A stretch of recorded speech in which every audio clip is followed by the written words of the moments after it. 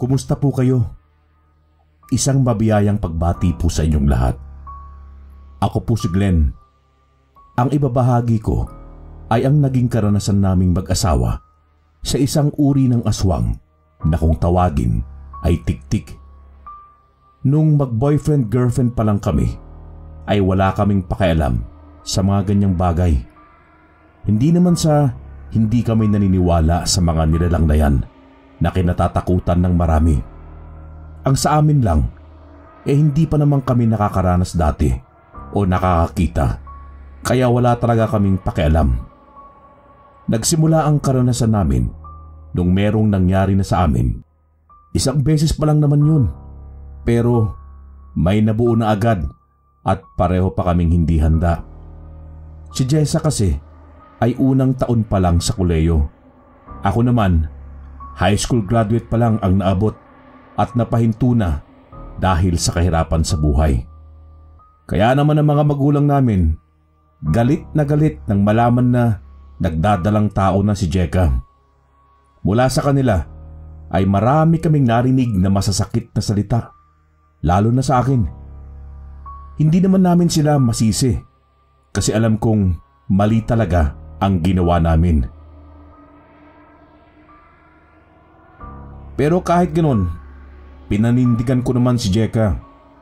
Ibinigay sa amin ng tatay ko ang kubo sa bukid na pahingahan niya. Ayusin ko na lang daw para may matirhan kaming nakabukod pansamantala. Sabi sa akin ni tatay, mahirap daw ang makipisan sa mga biyanan, lalo pa at maraming kapatid si Jeka. Sa amin naman, ayaw din ni Jeka dahil nahihiya raw siya sa mga magulang ko at kapatid. Mainam na nga raw ang magsimula kami ng kami lang para malaman namin kung ano ang pinasok naming dalawa. Kahit naman nakabukod kami, ay hindi kami pinababayaan nila nanay at tatay, pati ng mga biyanan ko. Paminsan-minsan ay sinisilip nila kami at kinukumusta. Binibigyan ng pagkain at iba pang pangangailangan namin. Konti lang kasi ang kinikita ko mula sa construction na pinagpasukan sa akin ni tatay. Aminado ako na nahirapan talaga kami sa pagsisimulang yun dahil hindi pala basta-basta ang pag-aasawa, lalong-lalo na at buntis siya. Natatandaan ko nung naglilihi siya. Ginising niya ako 10 oras na ng gabi. Inuutusan niya akong kumitas daw ng mangga sa puno ni Mang Goryo na ang bahay nasa kabilang kanto pa. Sa totoo lang, naiinis ako noon sa asawa ko dahil nasa kasarapan pa ako ng tulog at ayokong maglakad sa gitna ng dilim para nang mamitas ng mangga. Isa pa, masungit si Kagoryo. Kaya siguro tumandang binata at walang kasama sa buhay dahil sa ganoong ugali nito. Alam ko na kapag nahuli niya ako, tiyak hahabulin ako ng itak niya. Ewan ko ba sa matandang yun? Manghingi ka at hindi, ay hindi talaga yon mamimigay. Hindi rin naman niya binibenta. Hinahayaan lang niyang mabulok at mga hulog ang mga bunga sa bakuran niya. Hindi ko naintindihan yung ugali niyang yun. Para bang ang kanya ay kanya. Kaya tuloy, ang daming palihim na lang na umaakyat ng bakod niya para mamitas ng mangga. Kaming mga nakakakilala sa kanya ang nangihinayang sa mga bunga. Kahit ayoko talagang sundin si Jeka, ay napilitan ako kasi iniiyakan ba naman ako. Gustong gusto raw niyang kumain ng mangga sa oras na yon. Ako naman, naalala ko ang sinabi ni nanay na kapag daw may hiniling na pagkain ng buntis, dapat itong pagbigyan dahil maapektuhan daw ang bata sa sinapupunan nito kapag hindi mo nabigay ang gusto. Ganun daw si tatay sa kanya nung naglilihi siya. Talagang gumagawa ng paraan si tatay kapag may gusto siyang kainin. Natatawa na lang ako sa isip ko. Paano naman kung hindi mo talaga kayang ibigay ang gusto di ba? Lumabas na ako ng bahay. Suot ang jacket. Malamig kasi ang gabi. Kinakabahan ako habang naglalakad patungo sa bakuran ni Mang Goryo. Tulog manok pa naman yun. Nananalangin ako na sana hindi ako mahuli. Nang malapit na ako sa bakuran ni Mang Goryo, ay huminto ako. Luminga muna ako sa paligid. Siniguro kong walang tao na makakakita sa akin. Kung sa bagay, sa probinsya kasi, nung araw, maaga talagang matulog ang mga tao. Kaya umasa ka na sa hating gabi, wala ka nang makikitang naglalakad o nakatambay sa daan. Nakasara na lahat ng pintuan at mga bintana kahit maaga pa ang gabi. Hindi naman dahil lang sa natatakot sila sa mga aswang, kundi yun na ang nakasanayan. Pag maaga raw natulog, maaga ring nagigising. Yun daw ang dapat. Nung masiguro ko na wala ng tao sa paligid, ay naging mabilis na ang sumunod kong kilos. Inakyat ko ang hindi kataasang bakod. Mabuti na nga lang at hindi naiisip ni Mang Goryo na mag-alaga ng aso. Tamang-tama naman at maraming bunga ang punong mangga. Nilabas ko agad ng dala kong supot at isa-isa kong nilalagay doon ang mga naaabot ng kamay ko. Pababa na sana ako nang makita kong nagbukas ng bintana niya si Mang Goryo. Tila ba inaaninag ang puno? Nininervyos ako, kaya sa halip na magmadaling bumaba at tumakbo ay nanatili muna ako sa itaas. Hindi ako gumagalaw. Kung pwede lang, wag muna akong huminga, ay gagawin ko. Wag lang niya akong makita. Patuloy siya sa pag-aninag. Maya-maya, isinara na ulit nito ang bintana. Ako naman, sinamantala ko yung pagkakataon. Nagmamadali pero maingat akong bumaba. Akala ko talaga ay bumalik na sa pagtulog niya si Mang Goryo. Ngunit hindi pa man ako nakakaalis ay bigla namang nagbukas ang pintuan niya. Bumungad ang galit na anyo ng matanda. May hawak na itak, kaya nanlaki ang mga mata ko. Di na ako nag-isip. Natataranta akong tumalon sa bakod. Sumabit pa nga yung t-shirt ko. Hinaltak ko na lang. Hinayaan ko na masira. Tapos, nagmamadali na akong tumakbo palayo. Narinig ko pang nagsisisigaw si Mang Goryo at minumura ako. Pero hindi ko na inintindi. Mabuti na lang din at hindi na niya ako hinabol. Subalit, bumagal ang pagtakbo ko at tuluyan akong napahinto nang mapatingin ako sa bubungan ng isang bahay. May parang tao na nakayuko sa bubong. Nang matitigan ko, ay noon ko napagtanto na mukhang hindi naman yung tao. Naalala ko ang tungkol sa tiktik na sinasabi rin ng nanay ko dati. Dumadapo raw ito sa bubungan para doon pumwesto sa pagkuha sa sanggol ng isang buntis. Napalunok ako sa takot. Mukhang tama si nanay dahil may buntis nga sa bahay na yun, yung inaanak ni tatay sa kasal. Kahit natatakot ako, ay nilakasan ko pa rin ang loob ko. Naghagilap ako ng malaking bato at nang makakita ako sa gilid ng kalsada, ay ibinato ko ng ubod lakas sa bubong na yun. Napaatras ako nang mapatingin ito sa akin. Akala ko talaga aatakihin ako, pero parang natakot ito at nagpatalon-talon sa iba pang bubungan, palayo, hanggang sa tuluyan itong hindi na maabot ng paningin ko. Nagbukas ng bahay ang mag-asawang inaanak ni tatay sa kasal. Nagising siguro sa batong inihagis ko. Nang makita nila ako, ay sinabi ko agad kung bakit ko binato ang bubong nila. May nakita ka ako kasi ako na nakadapo na malamang ay isang tiktik. Ganun na lang ang takot nila. Nagpasalamat sila sa akin. Nagpaalam din ako agad dahil naalala ko si Jeka. wala itong kasama sa kubo kaya nagmamadali na rin akong umuwi.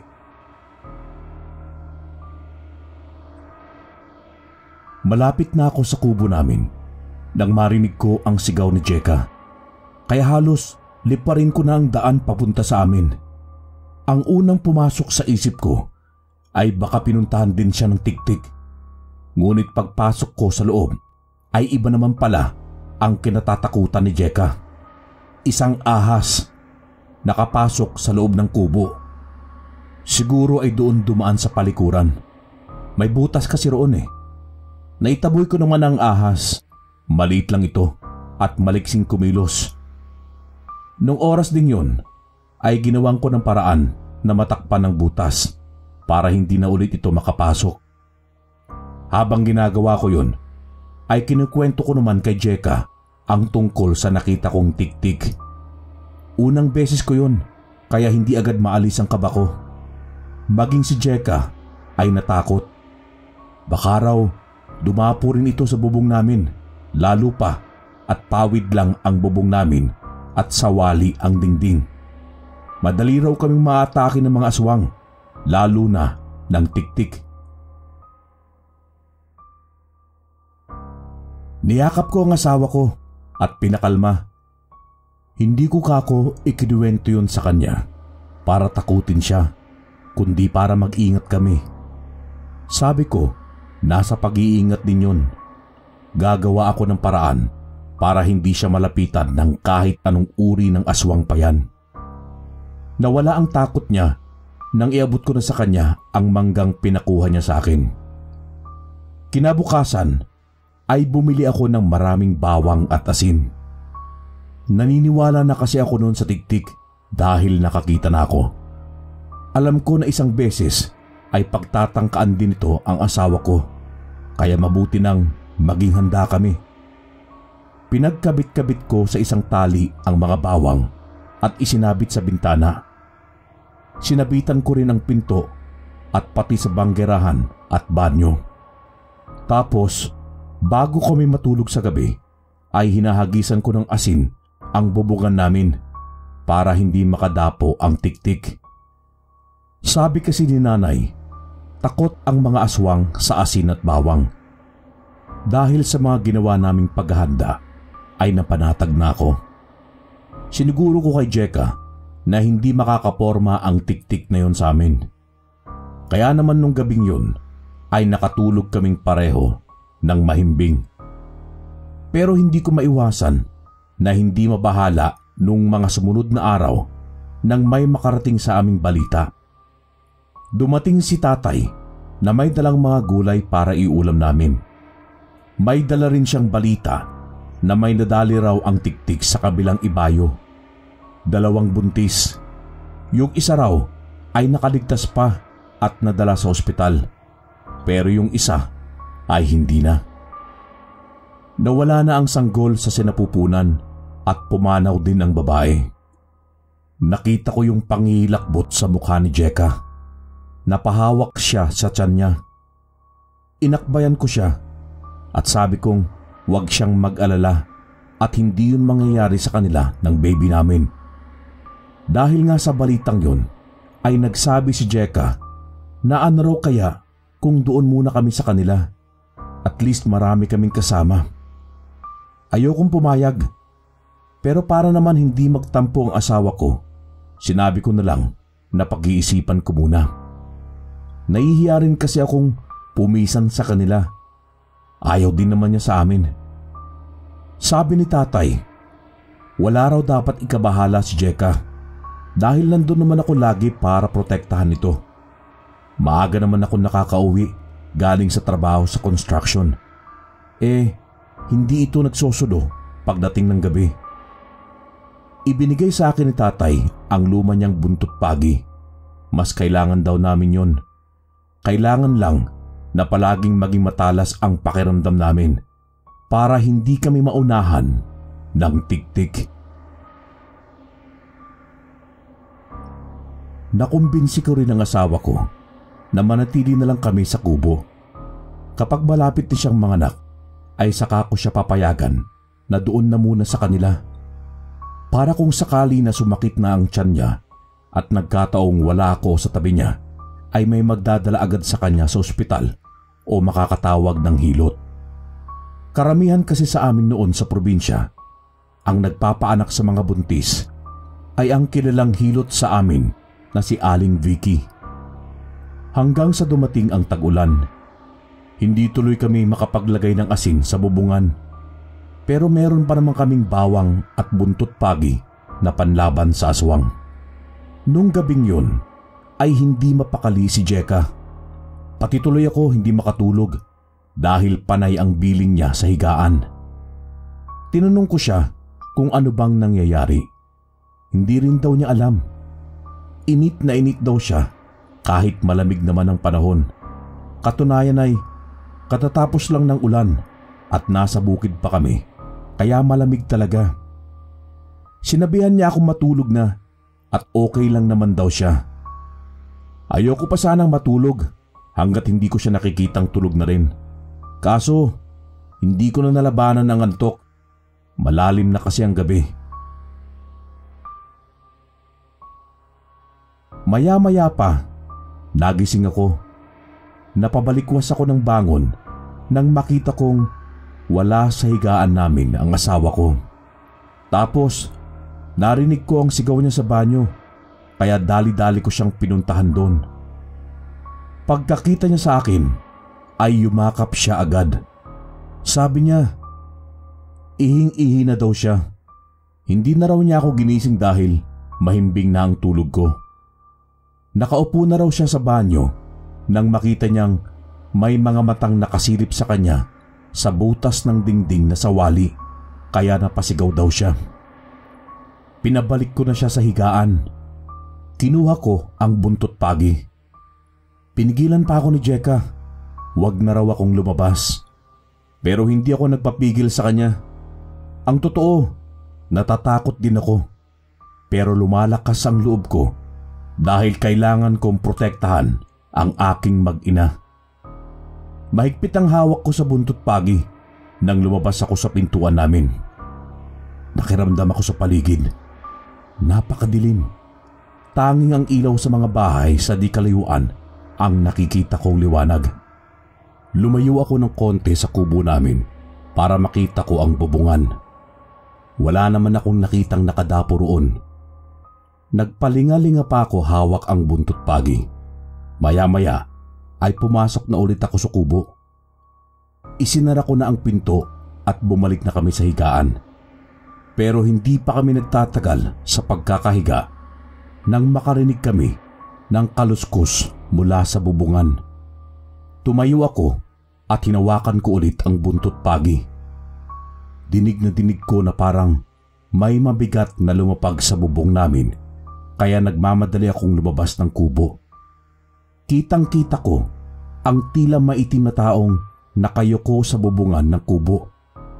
Sinigawan ko at hinamon kong bumaba para magharap kami. Hindi ito natinag. Naghagilap ako ng may pupukol na bato pero wala akong makita.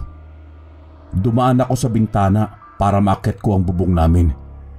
Ewan ko ba kung saan ako kumuha ng tapang at lakas ng loob nung mga sandaling yun. Nang makita niyang paakyat na ako sa bubong, ay saka naman ito tumalon. Bumaba sa kabilang panig. Wala siyang bubungan na malilipatan dahil nag-iisa lang ang kubo namin sa pwestong yun. Bumaba ulit ako. Pinigilan na naman ako ng asawa ko. Nag-aalala kasi siya at natatakot. Pero buong-buo na ang loob ko noon. Lumigid ako sa binabaan ng tiktik. Kaso, pagpunta ko ron ay wala na ito. Ang tanging nakita ko na lang ay isang itim na ibong lumilipad palayo. Nangihilakbot ako habang sinusundan ko yun ng tingin. Totoo nga na may kakayahan itong maging anyong ibon. Nung mga panahon na yun, hindi uso ang ronda. Walang nagro-ronda sa lugar namin o sa kabilang ibayo man. Kahit pa may mga kumakalat na balitang aktibo ang mga tiktik at mga aswang. Wala yatang pakialam ang mga nasa pwesto noon dahil siguro katwiran nila ay hindi naman sila apektado. Kaya ikaw na lang talaga ang mag-iingat para sa sarili mo. 7 buwan na ang tiyan ni Jeka. Ang usapan namin, kapag kabuwanan na niya, ay babalik muna siya sa kanila pansamantala. Hindi namin inaasahan pareho na nung gabi rin yun ay magkakaroon ng problema. Mahimbing na ang tulog ko nang gisingin ako ni Jeka. Sumasakit daw ang tiyan niya. Hindi ko naman iniisip na manganganak na siya dahil 7 buwan pa lang ang tiyan niya. Sabi ko, tumayo muna siya at baka nakangawit lang ang baby namin sa pagkakahiga niya. Tumayo naman siya, uminom ng tubig, nag-relax, pero hindi pa rin nawala ang sakit hanggang sa nakita kong halos mamilipit na siya sa sakit. Sabi niya parang manganganak na raw siya. Pakiramdam niya ay lalabas na ang baby namin. Nataranta ako, kaya inihanda ko agad ang mga gamit niya. Habang inihahanda ko ang mga kakailanganin, ay sabay kaming napatingin sa bubungan nang may marinig kaming magkasunod na pagkalabog. Itinuloy ko pa rin ang paghahanda ng mga gamit. Tapos, saka ako naglagay ng asin sa maliit na plastic at inilagay ko sa bulsa ng suot na duster ni Jeka. Habang ako naman, sinukbit ko ang kutsilyo namin sa tagiliran ko at binitbit ko rin ang buntot pagi. Lalabas kasi kami para dalhin ko sa hilot ang asawa ko. Malayo ang ospital. Natatakot si Jeka na lumabas ng bahay. Baka raw kasi bigla kaming atakihin ng tiktik.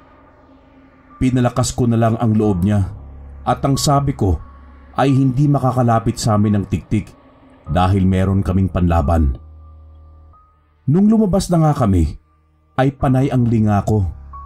Habang naglalakad kami sa dilim ay naramdaman kong parang may sumusunod sa amin. Panay ang mura ko.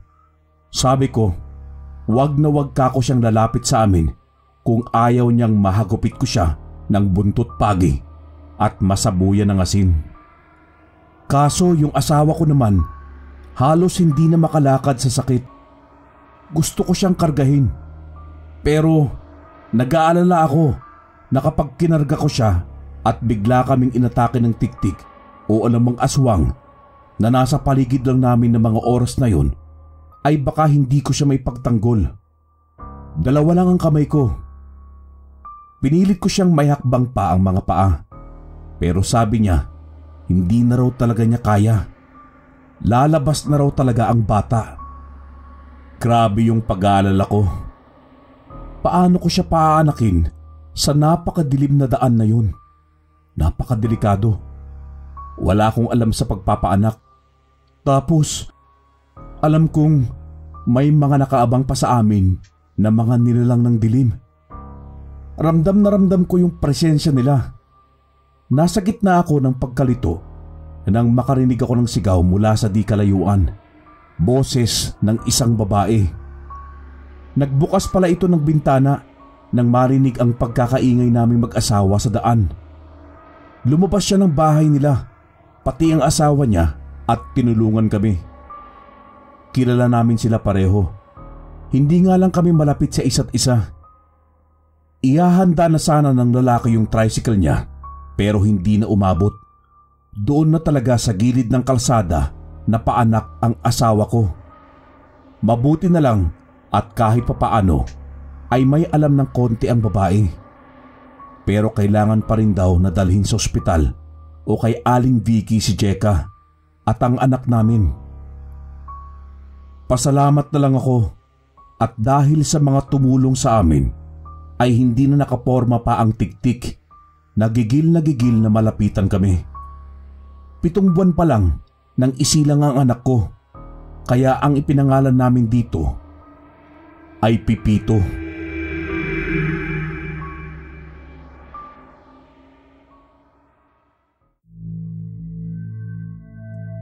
Tawagin niyo na lang po akong Mang Hirming. Meron po akong 3 anak na babae.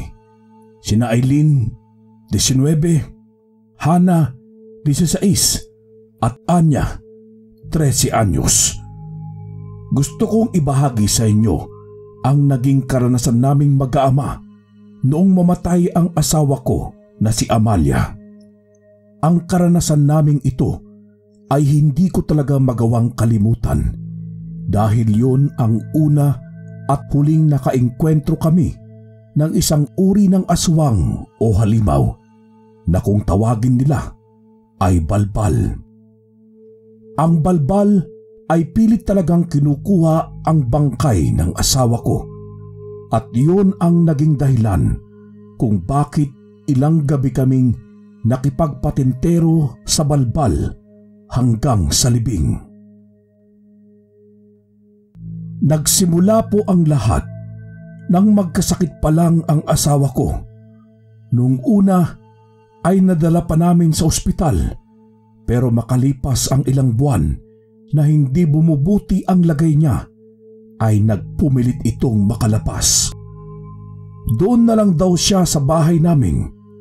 Mas gusto raw niya doon kasi pakiramdam daw niya ay lalo siyang nai-stress sa pananatili niya sa ospital. Kaya raw siguro siya lumalala ay dahil hindi niya nga gusto ang kanyang kinaroroonan. Lalo lang daw siyang nalulungkot. Isa pa ay ubos na rin ang naipon naming pera sa kakabayad sa mga bills sa ospital.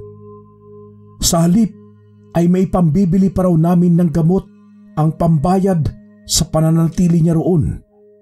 Hindi ko na kinontra ang asawa ko. Sinunod ko na lang ang kagustuhan niya kung saan siya magiging komportable. Nang maiuwi namin sa bahay si Amalia, ay nakita naman namin na bumuti ang kanyang kalagayan. Kaya nakampante na kaming pamilya na magtutuloy-tuloy na ang kanyang paggaling. Subalit, makalipas lang ang halos 1 buwan ay bumagsak na naman ang katawan nito at bumalik sa pananamlay. Kinumbinsi ko siya na bumalik kami sa ospital pero tumanggi ang asawa ko.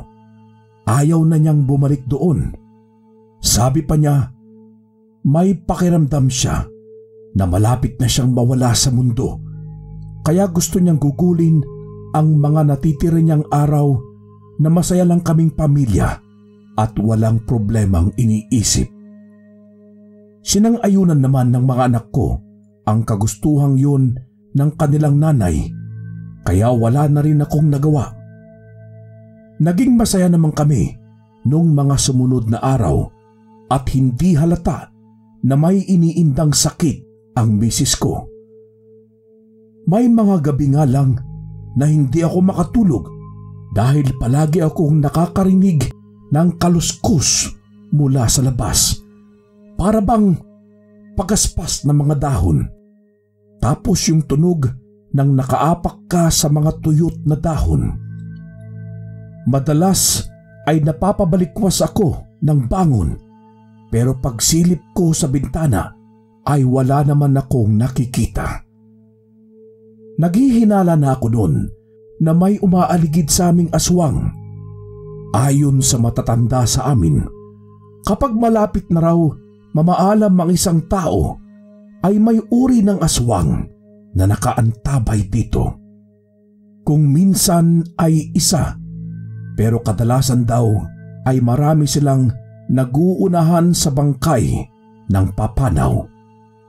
Ito nga raw ay ang aswang na balbal na kumukuha ng bangkay at pinapalitan ito ng katawan ng puno ng saging.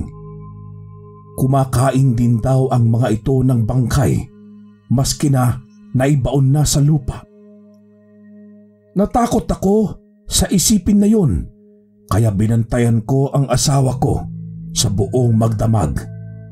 Hindi ako halos nakatulog lalo pa at panay ang alulungan ng mga aso sa paligid. Nang makatulog ako, siguro ay madaling araw na, Ngunit paggising ko, pagyakap ko sa asawa ko, ay nanlalamig ito. Napabangon agad ako. Pinulusahan ko siya. Niyugyug. Napayuko na lang ako nang masiguro kong wala na talaga siya. Tinawag ko ang mga anak ko at saka ako lumabas ng silid.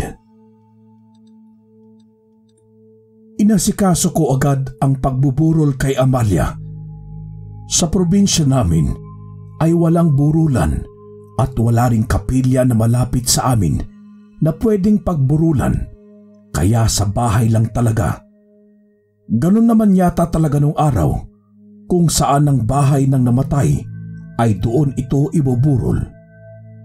Sa unang gabi ng burol, nag-usap-usap na kami ng mga anak ko. Binilinan ko sila na maging mapagmatyag sa paligid.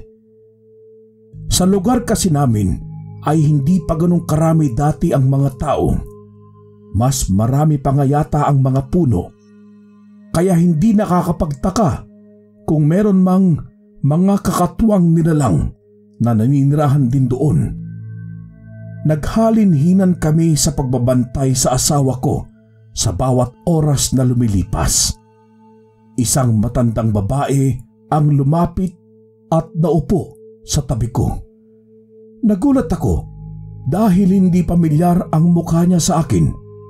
Ang sabi niya, taga-kabilang ibayo siya at may pinuntahan lang sa lugar namin. Sabi pa niya, gusto lang daw sana niyang makiupo para makapagpahinga saglit. Inabot na raw kasi siya ng gabi sa daan. Ewan ko kung bakit hindi ako komportable sa kanya. Parang naramdaman naman niya, kaya sabi niya ay wag daw akong matakot dahil hindi siya masamang tao. Katunayan ay gusto niya akong balaan na natitiyak daw niyang ang mga aswang na balbal ay naniniktik na ngayon sa amin. Kaya wag na wag naming iiwan na mag-isa o walang bantay ang nakaburol. Uso pa noon sa mga probinsya ang kagandahang loob, kaya kahit hindi ako komportable ay pinaabutan ko pa rin siya sa anak kong si Hana ng maiinom. Nagpasalamat naman ito. Matapos makainom ay tumayo ito at lumapit sa kabaong ni Amalia. Saglit na tinitigan yun at saka bumalik sa upuan. Pinuri pa ang ganda ng asawa ko. Parang natutulog lang daw. Maya-maya lang ay nagpaalam na rin ang matanda. Nakasalubong pa ito ng lola ko na kadarating lang mula sa bahay nito sa bayan. Sinundan ni lola ng tingin ang matandang babae habang naglalakad itong palayo. Tapos ay nilapitan ako ni lola. Tinanong niya sa akin kung sino yun. Sinabi ko naman sa kanya kung ano ang sinabi sa akin ng matandang babae. Napailing ang lola ko. Sa uli-uli raw ay wag akong mangiistima ng hindi ko kilala sa burol ng asawa ko. Dahil ang mga aswang kong minsan ay mahirap tukuyin na isang aswang. May kakayahan silang magpanggap na isang ordinaryong tao at makihalubilo sa amin habang nagmamatyag para sa kanilang plano. Hindi naman daw lingid sa akin ang mga kwento tungkol sa mga aswang, lalo na ang balbal na siyang may motibo ngayon sa pagpunta sa amin dahil sa bangkay ng asawa ko. Tulad daw noon, hinayaan ko pa raw na dumungaw ito sa kabaong. Natakot ako sa sumunod na sinabi ni lola. Paano raw kung isa palang balbal ang matandang babae? Nanalangin na lang ako na sana ay mali ang hinala ng lola namin. Dahil sa takot ko ay hindi na ako natulog nung gabi. Magdamag kong binantayan ang labi ng asawa ko para walang sino mang aswang ang makalapit dito. Hindi ko alam kung ilang tasa ng kape ang naubos ko ng gabing yon. wag lang akong dapuan ng antok. Ang balak ko ay sa umaga na lang ako matutulog habang ang mga anak ko naman ang magbabantay sa nanay nila kapag tulog ako. Pangalawang araw ng burol ni Amalia. Kakagising ko lang nang makita kong may kausap ang anak kong si Aileen. Nagulat ako kasi yun ang matandang babaeng kausap ko lang din nung nagdaang gabi. Lalapitan ko sana sila pero nakaalis na agad ang matanda. May hawak na isang lata ng biskwit si Aileen at sabi ay bigay daw yun ng matanda. Dahil hinayaan ko raw na makapagpahinga siya saglit sa burol at binigyan pa ng maiinom. Sabi ko sa anak ko, sa susunod na magpunta ulit ang matandang babae, ay huwag namin itong hihiwalayan ng tingin at huwag ding hahayaang makalapit sa kabaong ng nanay niya. Nagtaka ang anak ko kung bakit.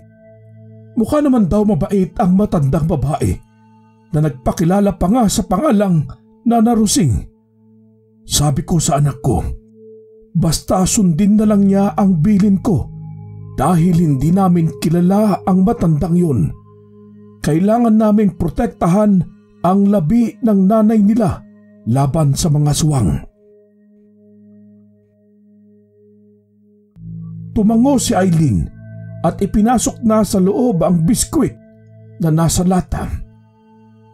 Nung gabi rin yun, ay nakita kong pinapamigay ni Aileen sa mga nakikiramay ang biskwit na bigay ng matanda. Tapos silang magkakapatid ay kumain din. Pero ako hindi, kasi hindi naman ako mahilig sa biskwit. Kape lang, ayos na sa akin. Napansin ko lang na bago lumalim ang gabi, ay kumonti na ang mga tao at ang 3 kong anak ay pawang nakaramdam ng antok. Hindi naman ako naghinala ng kahit na ano maliban kay Lola. Baka raw ang biskwit ay may sangkap ng pampatulog. Isang paraan daw yun para mawalan ng bantay ang nakaburol. Nang sa gayon ay magkaroon ng pagkakataon ang balbal na makuha ang bangkay. Ang likot talaga ng isip ni Lola. Pero mabuti na lang din nga at hindi naman ako kumain ng biskwit at nakabawi pa ako ng tulog ng umaga. Kaya sigurado akong hindi ako aantukin. Mapabantayan kong mabuti ang aking asawa. Nung malalim na ang gabi, ay ako na nga lang ang naiwang gising sa burol. Tumayo ako sa harap ng bahay at nanigarilyo habang nagmamasid sa paligid. Nang maubos na ang yosi ko, ay babalik na sana ako sa loob nang biglang mahagip ng mata ko ang isang lalaking sumilip sa puno sa di kalayuan sa bahay namin. Kinabahan ako bigla. Pumasok ako sa loob ng bahay para kuhanin ang itak ko. Nang makuha ko, ay isinukbit ko yun sa likuran ng damit ko para hindi makita ng kung sino mang nagtatago sa likod ng puno. Lakas loob akong lumapit sa puno at inikutan yon. Ngunit hindi ko na nakita ang lalaking sumilip kanina. Sa tingin ko pa nga ay nakahubad ito ng pang-itaas.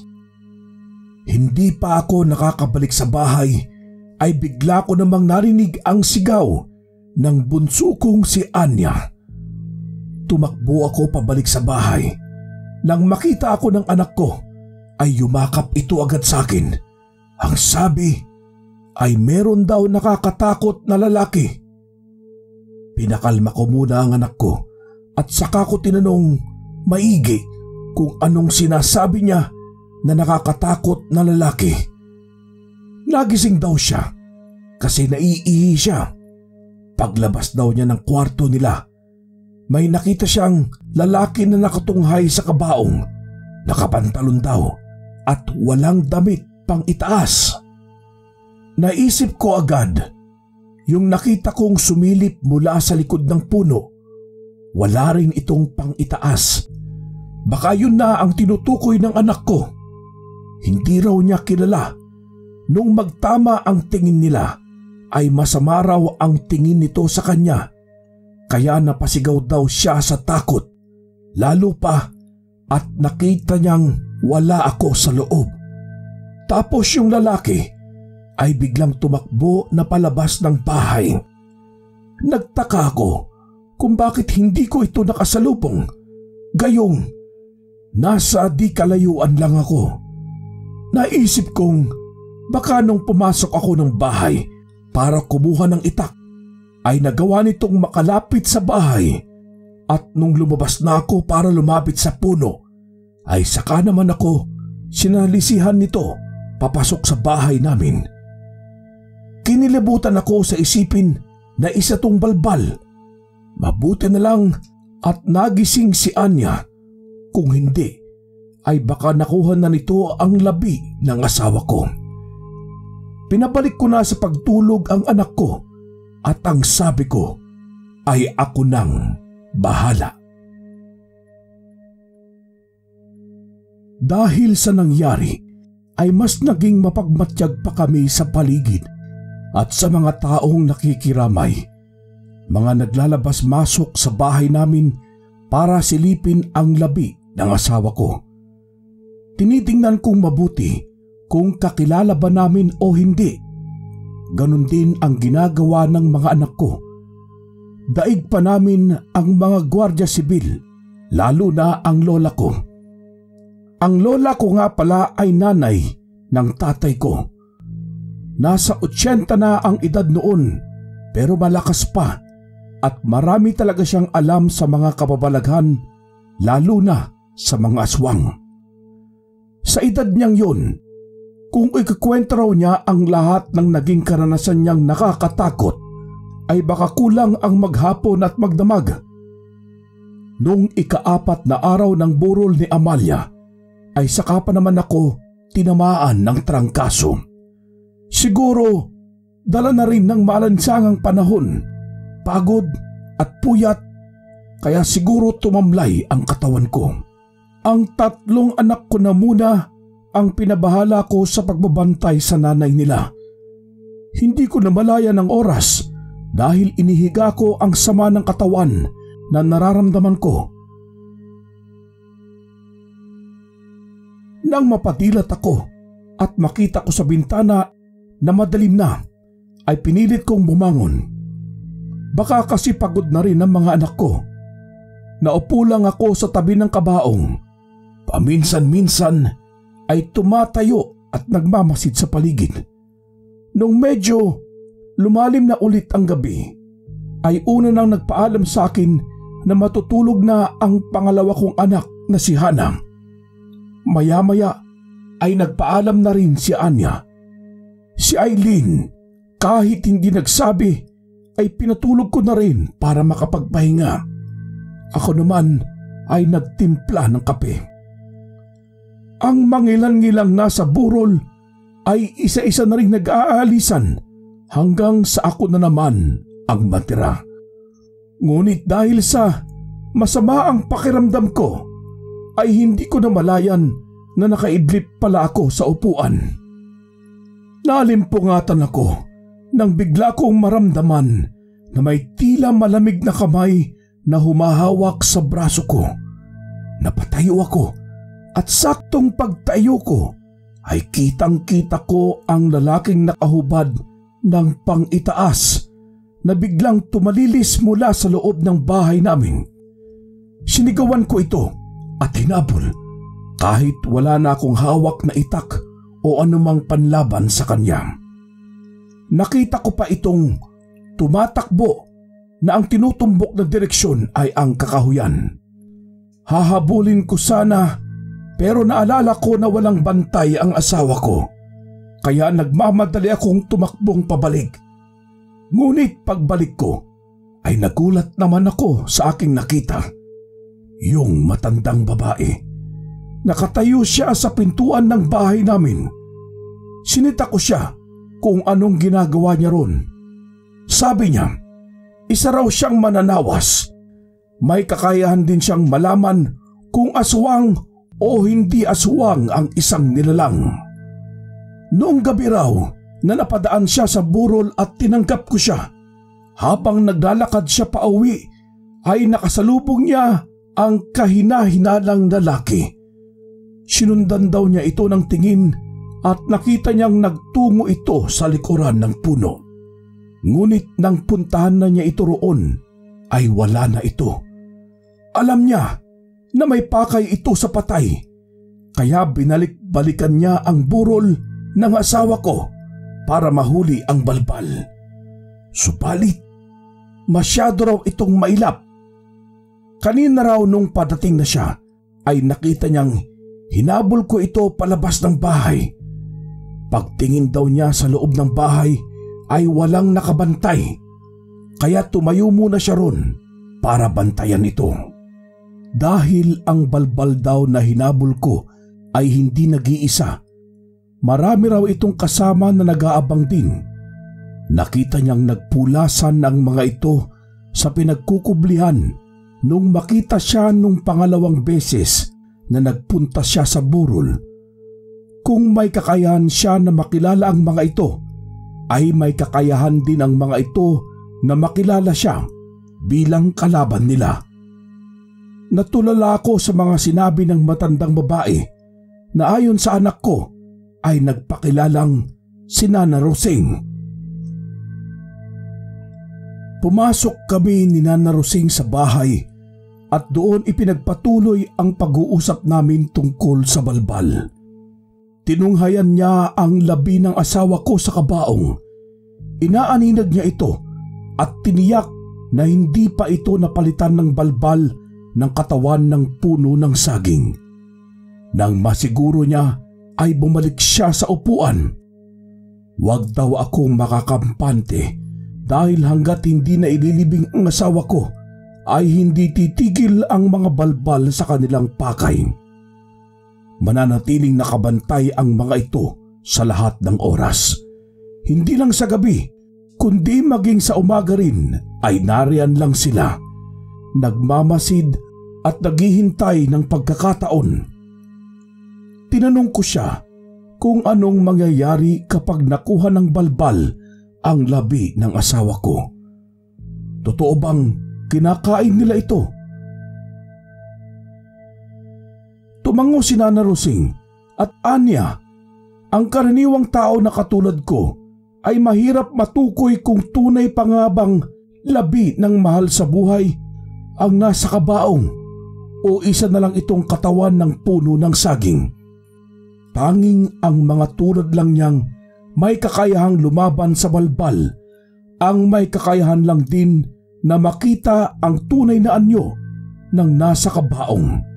Kaya bilang kapalit ng pagmamagandang loob ko sa kanya, ay babantayan daw niya ang burol ng asawa ko hanggang sa maihatid ito sa huling hantungan.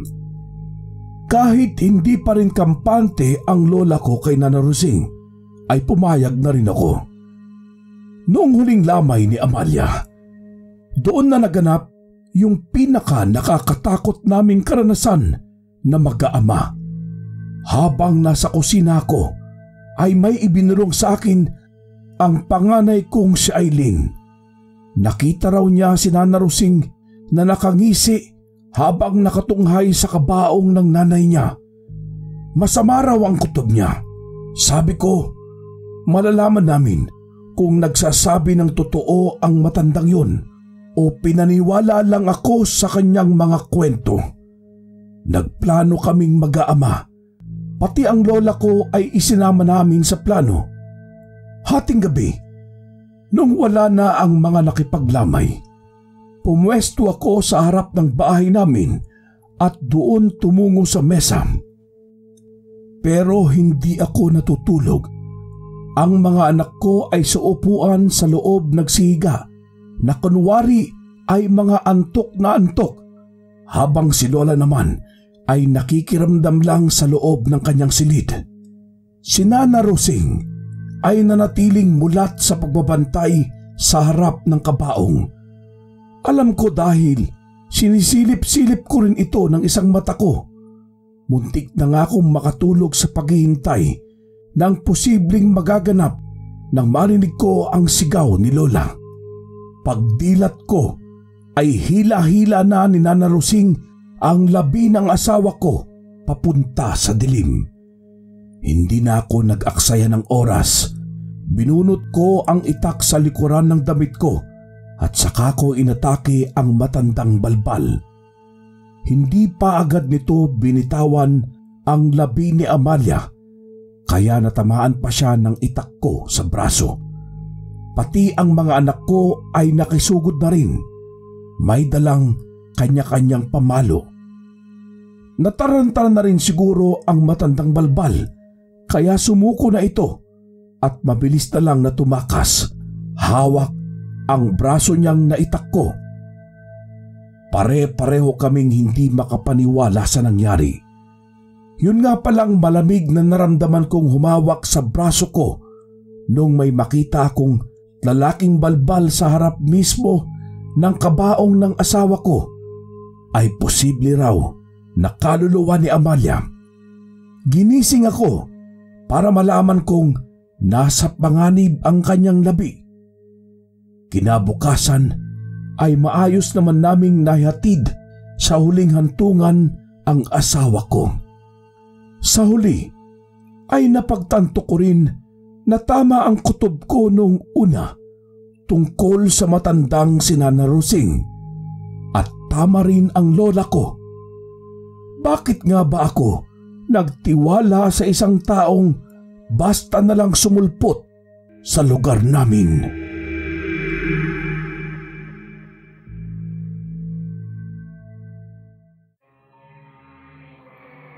Isang mapagpalang umaga sa lahat ng nakikinig.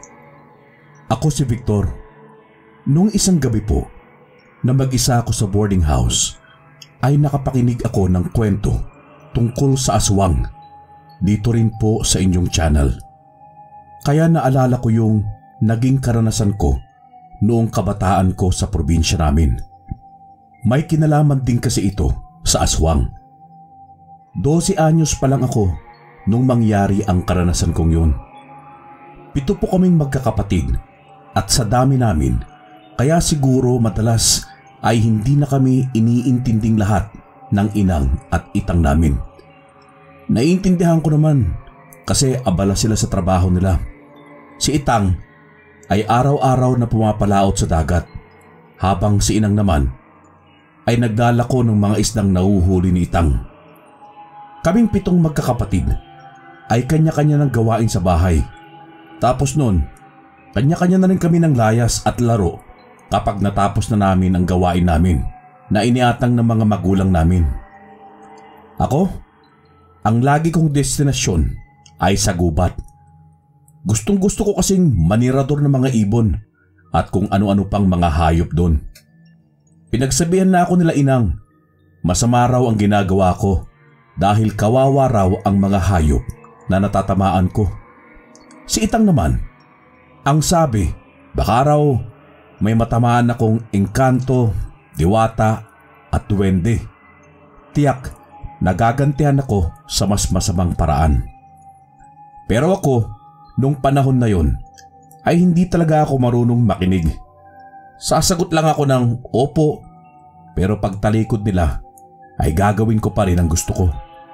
Sa madaling salita, matigas ang ulo ko.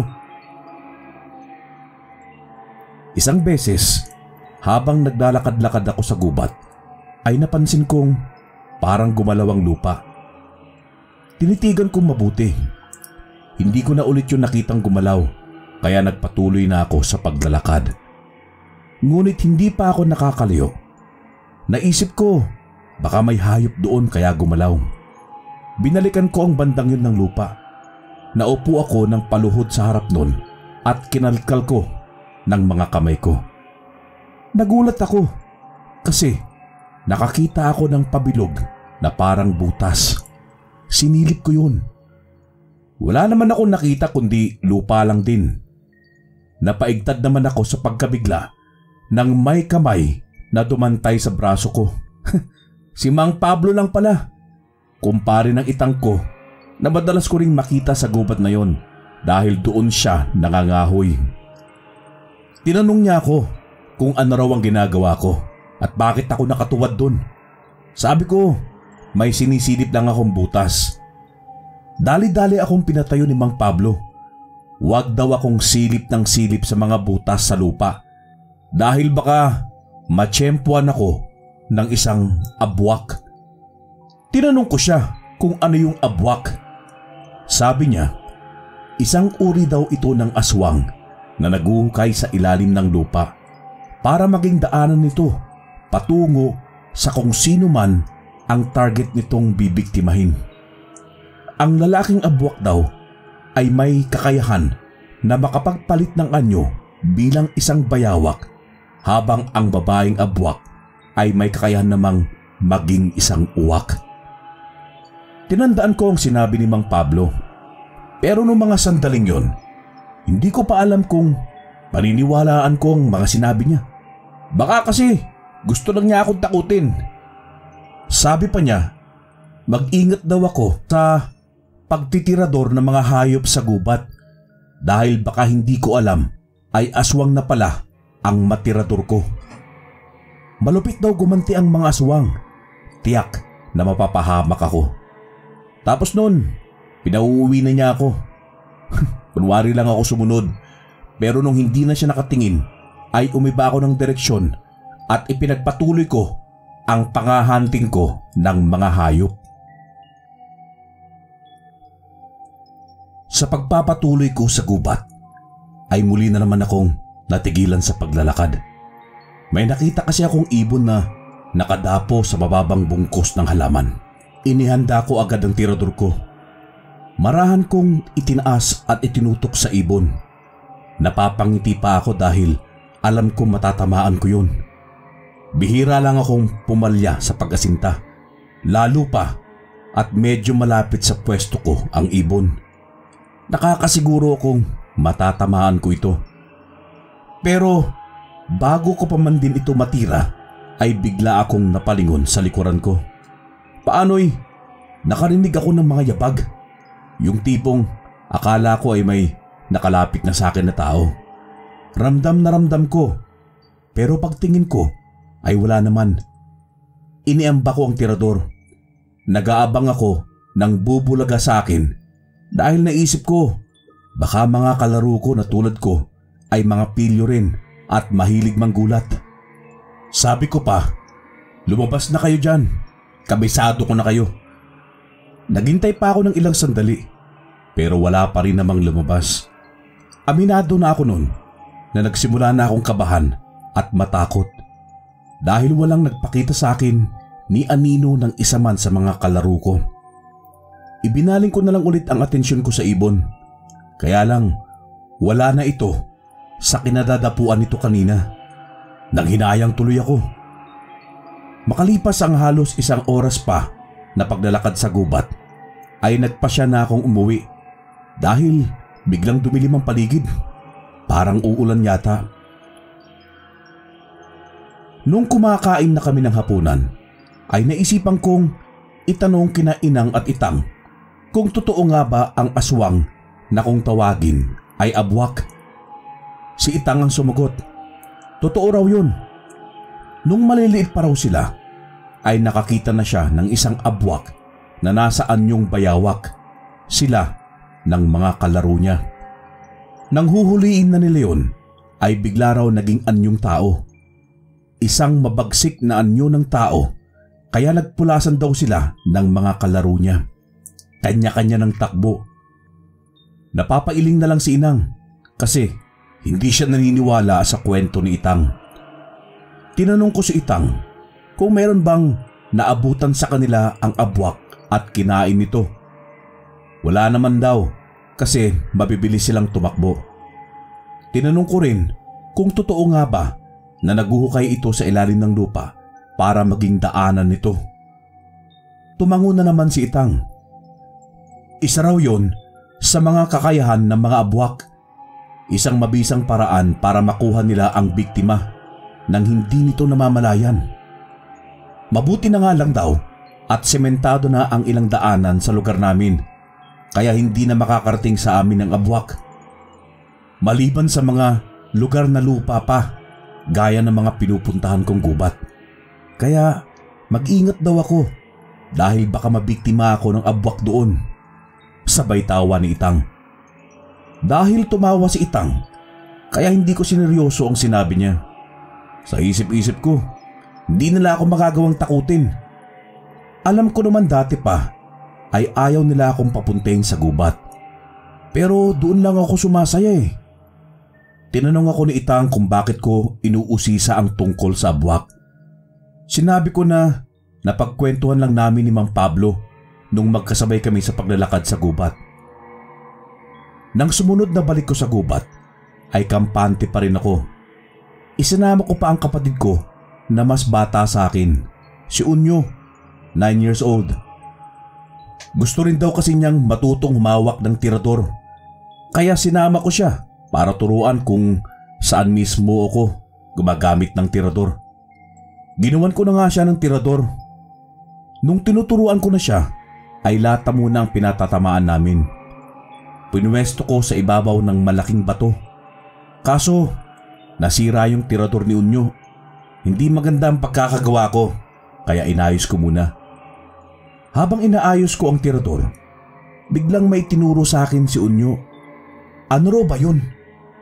Tiningnan ko yung tinuturo niya. Nakita ko na parang gumagalaw ang lupa, kaya naalala ko na naman ang abwak. Napaatras kaming magkapatid. Hinintay ko kung hihinto yun sa paggalaw, pero hindi pa rin huminto. Kaya sabi ko sa kapatid ko na tumakbo na. Nagtanong pa siya kung bakit. Hindi ko na sinagot ang tanong niya. Hinila ko na siya palayo, sabay sigaw ng takbo. Nagtataka ang kapatid ko kung bakit kami tumatakbo. Sabi ko, mamaya ko na sasabihin, basta't tumakbo lang siya ng tumakbo. Nung medyo nakalayo na kami, ay saka lang ako huminto. Hinihingal na rin kasi ako. Pati ang kapatid ko, hingal na rin. Magkatabi kaming sumalampak sa tabi ng malaking puno. Saka ako, pautay-utay na sinabi sa kanya na ang nakita niya ay posibleng abwak ang may gawa. Yung paggalaw ng lupa. Natakot si Unyo. Lagi raw ba akong nakakakita ng paggalaw ng lupa? At kung nakakita na raw ba ako ng abwak? Umiling ako. Pangalawang beses ko palang kako nakakita. Pero yung mismong abwak, hindi pa. Mas matapang yata sa akin ang kapatid ko. Sabi niya, gusto raw niyang makakita ng abwak para maikwento niya raw sa mga kalaro niya. Sabi ko naman, kapag nakakita siya ng abwak, ay hindi na rin niya magagawang ikwento sa mga kalaro niya dahil kakainin na kako siya nito. Pagdating namin sa bahay ay nakaabang na si Inang. San daw ba kami galing na dalawa? Inunahan ako ni Unyo sa pagsagot kaya hindi na ako nakapagkaila kay Inang.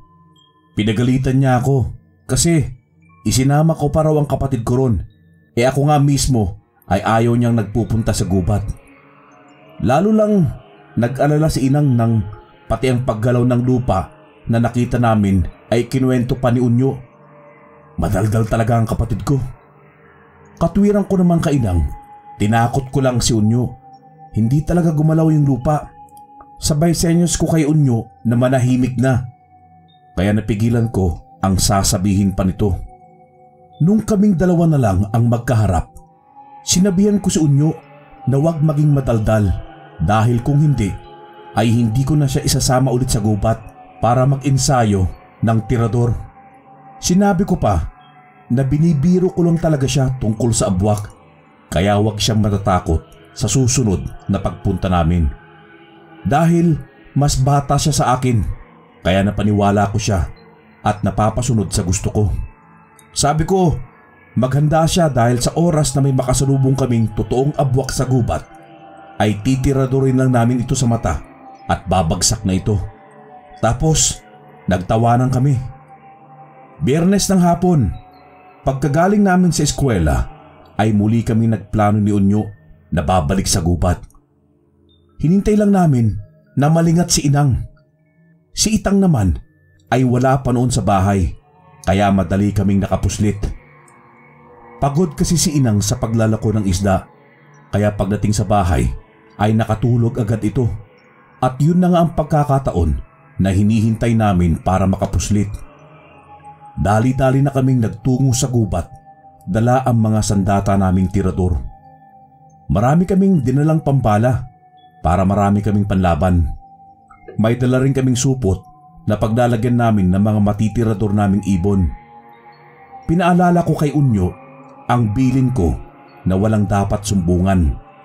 Kung ano man ang mangyari sa amin sa gubat ay sa aming dalawa na lang para hindi kami mapagalitan nila Inang at Itang. Nangako naman siya at nag-pinky swear pa nga kami. Aaminin ko na medyo kabado ako nang muli kaming pumasok sa gubat. Hindi ko alam kung bakit. Dati naman akong tumitirador sa lugar na yon. Parang mula lang nang malaman ko ang tungkol sa abwak ay tinubuan na ako ng konting takot. Panay ang linga ko at tingin sa mga lupang dinaraanan namin. Baka kasi bigla na namang may gumalaw kaya dapat alisto ako. Sinabihan ko rin si Unyo na maging alisto at matapang sa lahat ng oras, lalo na kapag nakakita talaga kami ng totoong abwak. Nung may nadaanan kaming puno ng bayabas, ay inakyat muna namin yon at nanguha kami ng bunga. Tapos ay nangain kami. Habang nangangain kami, ay nakarinig ako ng parang nakakatakot na huni ng ibon. Malakas yun sa pandinig ko. Tinanong ko si Unyo kung naririnig din ba niya. Oo raw, kaya napalinga rin siya. Halos sabay kaming tumingala. Wala namang kaming nakitang lumilipad na ibon. Bumaba na kami ng puno at nagpatuloy sa paglalakad hanggang sa makarating kami sa lugar na lagi kong pinupuntahan. Doon ako madalas manirador. Sa mga sandaling yun ay nawala na ang kaba ko. Alam kong ganun din si Unyo. Nalibang na lang kaming pareho sa pagtitirador. Tuwang-tuwa siya nang makatama siya ng isa. Sabi pa niya, mas magiging mahusay siya kaysa sa akin. Dahil nalilibang nga kami, hindi namin namalayan ang pagdaan ng oras. Yung dilim na lumatag, akala ko uulan lang. Yun pala, palubog na pala talaga ang araw. Sabi ko kay Unyo, kailangan na naming umuwi. Ayaw pa niya sana, pero pinilit ko dahil mapapagalitan na kako kami. Tiyak na parating na rin si Itang. Baka masinturon pa kaming dalawa. Hindi na kumontra si Unyo. Kaso, nung naglalakad na kami pauwi, ay bigla kaming natigilan nang makakita kami ng malaking bayawak sa daraanan namin. Nagulat ako sa ginawa ni Unyo. Bigla niya itong inasinta at walang sabi-sabi na pinatamaan. Mabilis namang umalis ang bayawak at nagtago sa malagong halaman. Nag-appear nga kami magkapatid. Sabi pa ni Unyo, kuhanin namin ang bayawak at ilagay sa supot namin. Tumanggi ako. Hindi naman kako niya napuruhan. Sa tingin ko, daplis lang. Kaya mas makakabuti kung wag na naming hanapin sa halamanan. Isa pa, baka mamaya isa pala itong abwak na nagtatago lang sa anyong bayawak. Mapahamak pa kami. Kakamot-kamot ng ulong sumunod na lang sa akin si Unyo sa pagdalakad. Salita pa ako ng salita sa kanya pero paglingon ko ay wala na pala siya sa likuran ko. Kinabahan ako at inis na binalikan siya. Sa isip ko ay binalikan niya yung bayawak. Nagmamadali ako dahil lumalatag na nga ang dilim. Tiyak na hinahanap na kami sa amin. Hindi nga ako nagkamali. Nakita ko si Unyo na hinahanap sa malalagong halaman ang natamaan niyang bayawak. Galit ko siyang hinila. Inulit ko sa kanya na kailangan na naming umuwi. Sa pagkakataong yun ay hinawakan ko na siya sa kamay para hindi na siya makawala sa akin. Ngunit meron na namang nagpahinto sa paglalakad namin. Sabay kaming napatingala dahil sa narinig naming tunog ng uwak. Isang malaking itim na ibon na nakita naming lumilipad sa di kalayuan sa kinatatayuan namin. Gumapang ang takot sa katawan ko nang makita kong lumilipad ito palapit sa amin. Sinubukan ko pa itong tiradurin, hindi ko nga lang tinamaan. Nang si Unyo naman ang tumira ay mukhang nadaplisan niya dahil lumiko ito ng paglipad. Sinamantala namin yun para makatakbo ulit palabas ng gubat. Nadapa pa si Unyo at pagkadapa niya ay siya namang paggalaw ng lupa malapit sa kanya. Mabilis kong itinayo at tinawakan ng kamay ng kapatid ko at halos kaladkarin ko siya palayo roon. Nang lingunin ko ang gumagalaw na lupa ay nakita kong mas naging mabilis pa ang paggalaw nito na para bang sinusundan talaga kami. Takot na takot kami pareho. Sabi ko kay Unyo, huwag siyang lilingon. Ituloy na lang namin ang pagtakbo.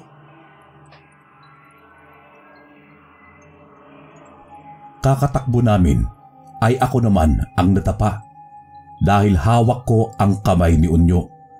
Kaya maging siya ay natumba rin.